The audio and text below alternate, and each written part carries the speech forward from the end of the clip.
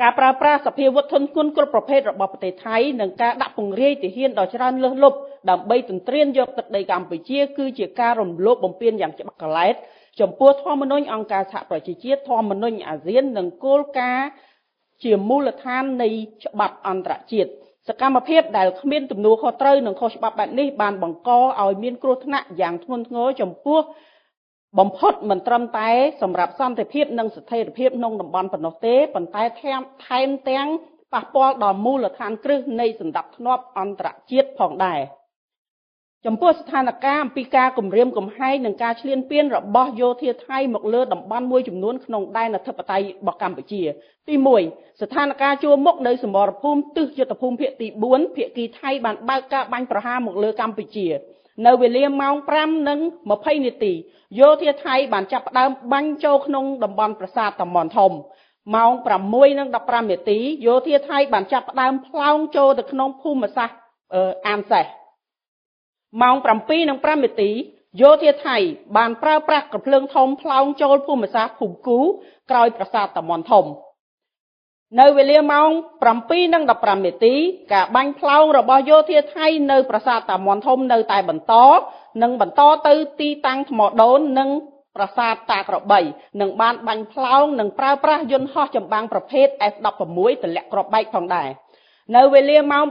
7:39 នាទីយោធាថៃបានចាប់ផ្ដើមផ្លោងចូលប្រាសាទខ្នាប្រាសាទតាក្របីនិងប្រាសាទថ្មដូនបន្ថែមទៀត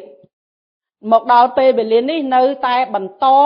ការបាញ់ប្រហារមកលើដែនអធិបតេយ្យភាពកម្ពុជាទី2ស្ថានភាពជួរមុខនៅសមរភូមិយុទ្ធភូមិភាគទី5ភាគីថៃបានបើកការបាញ់ប្រហារមកលើកម្ពុជាចាប់ផ្ដើមនៅវេលាម៉ោង 6:26 នាទី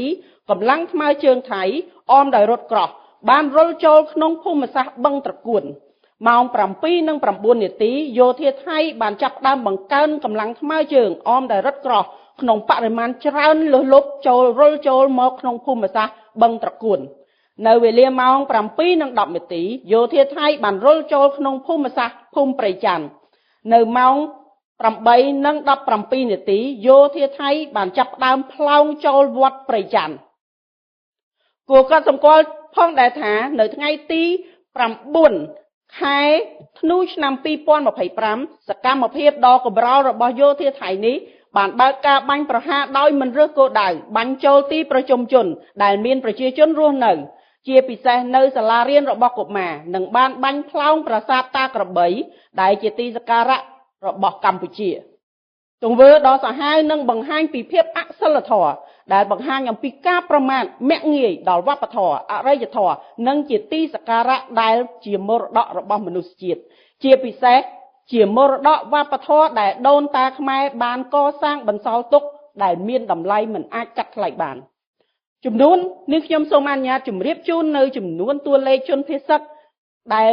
ដោយសារការបាញ់ប្រហាររបស់យោធាថៃនិងការឈ្លានពានមកលើដែនអធិបតេយ្យភាពកម្ពុជានៅក្នុងយុទ្ធភូមិភាគទី4និងទី5ដែលជនភៀសសឹកកើតឡើងចាប់តាំងពីថ្ងៃទី7ខែធ្នូឆ្នាំ2025រហូតគិតត្រឹមនៅថ្ងៃទី9ខែធ្នូវេលាម៉ោង 17:30 នាទីដែលជំលះមកកាន់ទីទួលសុវត្ថិភាពនិងផ្ទះសាច់ញាតិចំនួន5ខេត្តសរុបមានចំនួន 2105 គ្រួសារស្មើប្រមាណនឹង 102,229 នាក់ក្នុងនោះរួមមានទារកកុមារតូចស្ត្រីមានផ្ទៃពោះចាស់ជរានិងជនពិការផងដែរក្រសួងការពារជាតិនិងកងយោធពលខេមរៈភូមិន្ទសូមគូសបញ្ជាក់ផងដែរថាគោលដៅនៃការបាញ់ប្រហារការពារខ្លួនរបស់កម្ពុជាគឺផ្ដោតតែលើគោលដៅរបស់យោធាថៃប៉ុណ្ណោះមិនសំដៅលើគោលដៅជនស៊ីវិលឬក៏ទីកន្លែងស៊ីវិលណាមួយឡើយកម្ពុជាតែងតែប្រកាន់ខ្ជាប់នឹងការគោរពនិងការអនុវត្តរាល់កាតព្វកិច្ចទាំងឡាយដែលស្ថិតនៅក្រោមច្បាប់អន្តរជាតិជាពិសេសច្បាប់មនុស្សធម៌អន្តរជាតិយ៉ាងម៉ឺងម៉ាត់និងច្បាស់លាស់ជាទីបំផុតកម្ពុជាបញ្ជាក់ជាថ្មីនៅការបដិញ្ញាចិត្តយ៉ាងខ្ជាប់ខ្ជួនរបស់ខ្លួនក្នុងការគោរពនិងអនុវត្តតាមលក្ខខណ្ឌនៃបទច្បាប់សេចក្តីថ្លែងការណ៍រួមស្តីពីកិច្ចព្រមព្រៀងសន្តិភាពរវាងកម្ពុជាថៃប្រកបដោយសុចន្ទៈនិងទំនួលខុសត្រូវខ្ពស់បំផុតកម្ពុជាប្រកាន់ខ្ជាប់នៅដំណោះស្រាយ ដោយសន្តិវិធីស្របតាមច្បាប់អន្តរជាតិក៏ដូចជាសន្ធិសញ្ញាអនុសញ្ញានិងកិច្ចព្រមព្រៀងដែលមានស្រាប់ហើយប្រឆាំងនឹងការគំរាមឬការប្រើប្រាស់កម្លាំងសម្ដៅរកដំណោះស្រាយមួយដោយយុត្តិធម៌ត្រឹមត្រូវយូរអង្វែងដែលស្របតាមច្បាប់អន្តរជាតិទន្ទឹមនេះកម្ពុជាសូមអំពាវនាវឲ្យភាគីថៃវិលត្រឡប់មកអនុវត្តវិញនៅបទឈប់បាញ់និងសេចក្តីថ្លែងការណ៍រួមស្តីពីកិច្ចព្រមព្រៀងសន្តិភាពកម្ពុជាថៃដែលបានចុះហត្ថលេខាកាលពីថ្ងៃទី26ខែតុលាឆ្នាំ2025ក្រោមការធ្វើជាសាក្សីរបស់ឯកឧត្តមប្រធានាធិបតី Donald Trump និងឯកឧត្តមនាយករដ្ឋមន្ត្រីម៉ាឡេស៊ី Anwar Ibrahim ដែលជាប្រធានបដូវវេនអាស៊ានសូមគូបញ្ជាក់ផងដែរថាកងកម្លាំងកម្ពុជាបាននឹងបន្តឈរជើងយ៉ាងរឹងមាំក្នុងការបំពេញតួនាទីរបស់ខ្លួនដើម្បីការពារបូរណភាពទឹកដីរបស់កម្ពុជា